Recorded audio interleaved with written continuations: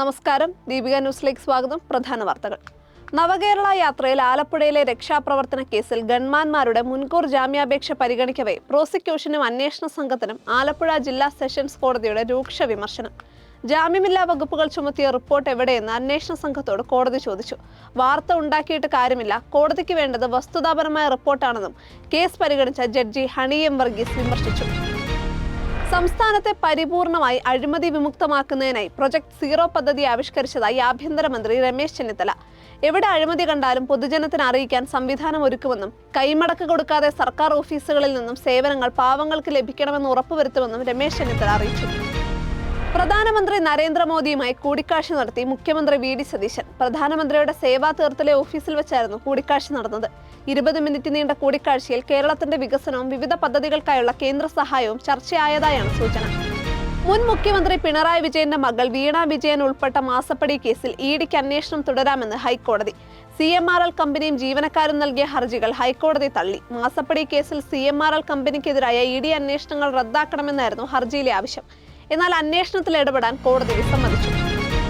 മുഖ്യമന്ത്രി വി.ഡി. സതീശന്റെ ഗുരുവായൂർ ക്ഷേത്ര ദർശന വിവാദത്തിൽ ഗുരുവായൂർ ദേവസ്വം ബോർഡ് ചെയർമാൻ പരിശോധന തുടങ്ങി.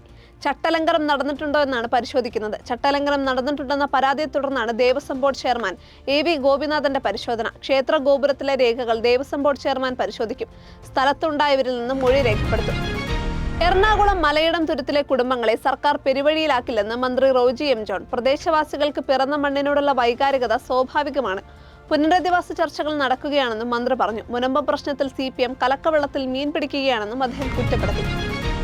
മണ്ണുത്തിയിൽ ആംബുലൻസിൽ കടത്തുകയായിരുന്ന MDMA പിടികൂടി. ബീക്കൺ ലൈറ്റ് ഇട്ട ആംബുലൻസിലായിരുന്നു MDMA കടത്തിയത്. കുന്നംകുളം ഡിവിഷൻ പോലീസ് സംഘമാണ് MDMA പിടികൂടിയത്. സംഭവത്തിൽ വെട്ടിക്കൽ സ്വദേശി ഫെയ്ത്ത്, അഞ്ചേരി സ്വദേശി സന്ദീപ് എന്നിവരെ പോലീസ് കസ്റ്റഡിയിലെടുത്തു. ഇവരിൽ നിന്ന് 280 ഗ്രാം MDMA പിടികൂടി.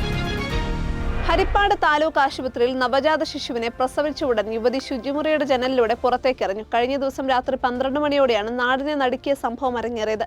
പുറത്ത് കല്ലുകൾക്കും കമ്പികൾക്കും ഇടയിൽ വീണ പെൺകുഞ്ഞ് അത്ഭുതകരമായാണ് ജീവനോടെ രക്ഷപ്പെട്ടത്. വിയപുരം വെള്ളംകുളങ്ങര സ്വദേശിനിയായ 19-കാരിയാണ് പ്രസവ വിവരം മറച്ചുവെച്ച് കുഞ്ഞിനോട് ഈ ക്രൂരത കാട്ടിയത്.